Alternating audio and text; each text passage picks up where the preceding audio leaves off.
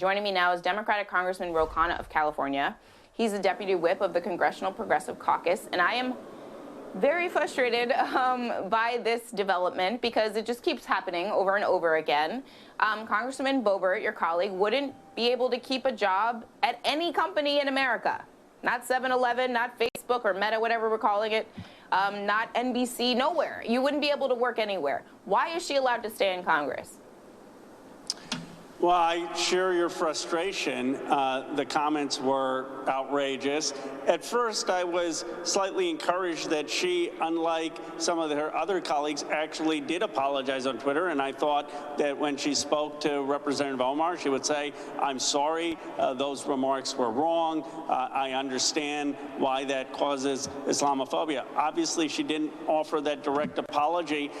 It was gracious of Representative Omar to take the call. I'm sure she would take the call again if Representative Boebert just apologized. And I guess I don't understand why this is so hard in this country that just ask people to treat other people as human beings and not demean them, not make stereotyped attacks against them.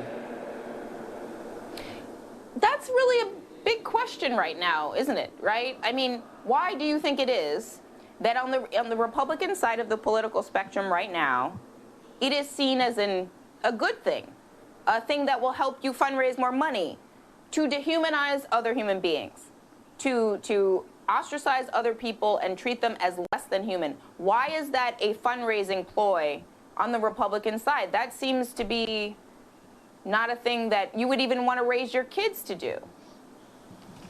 I think, look, we had 4 years of a president who engaged in the politics of personal attacks and reveled in it. And so there is a permissiveness that somehow that type of politics is acceptable. The reality is I still believe that for the majority of Americans and for many voters, many independents, that type of politics is terrible and it's offensive. But it appeals to extremes, and that can drive social media following, that can drive fundraising, and unfortunately our politics is captured by that in many ways to the detriment of the country. What keeps me going every day is this idea that the majority of us are not in favor of this type of behavior.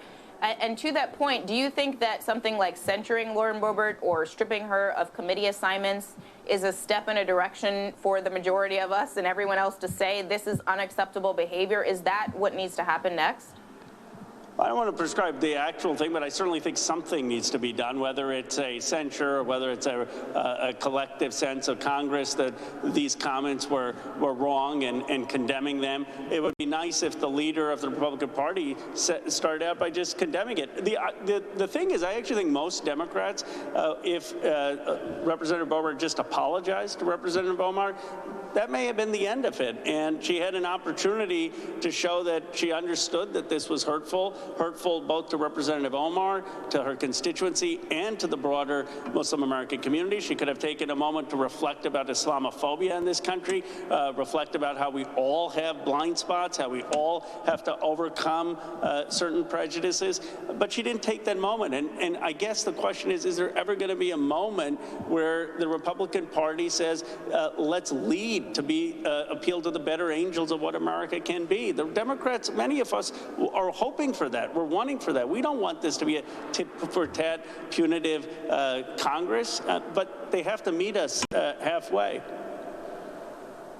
One of the things that's so concerning is the fact that violence in politics is not unprecedented. We're in the same calendar year as the insurrection. Your House colleague, Steve Scalise, on the Republican side, is a victim of gun violence. You have Representative Gabby Giffords. What is it going to take for the Kevin McCarthy's of the world and for Republican leadership to say, stop? Is it violence? Is it more violence? Because that's where this is headed. Zerlina, I don't know. I mean, the biggest attacks and threats of attacks on January 6th were against Vice President Pence.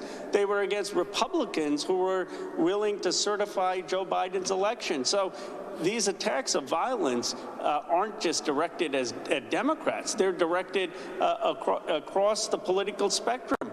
And our country was founded on the principle that we don't settle political disputes by violence, that we settle it through the democratic process. That's the core of what it means to be American.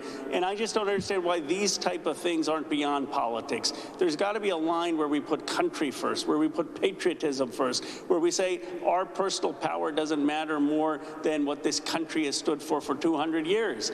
And I just hope more Republicans find the courage to do that.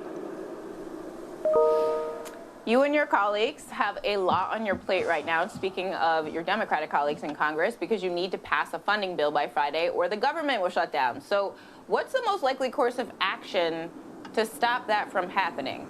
And why do we keep getting back to this place?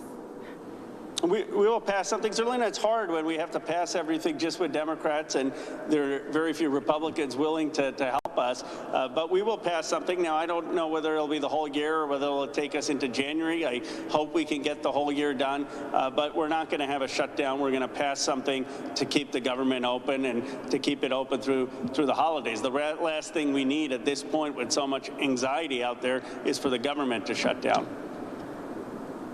Definitely not. Last question is about Build Back Better. Do you think you're going to be able to get Manchin and the Sinema to get it done?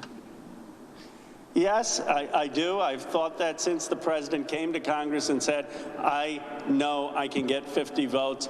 Joe Biden has been underestimated his whole political life. He's a fighter. He's resilient. He's going to get this done, and I wouldn't underestimate him.